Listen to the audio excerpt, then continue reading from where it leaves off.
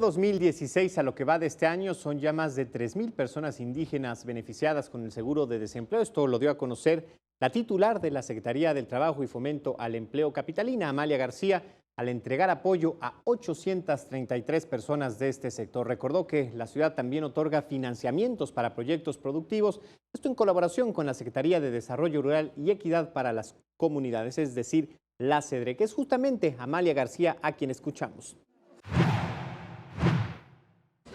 La población indígena sobre todo es autoempleo.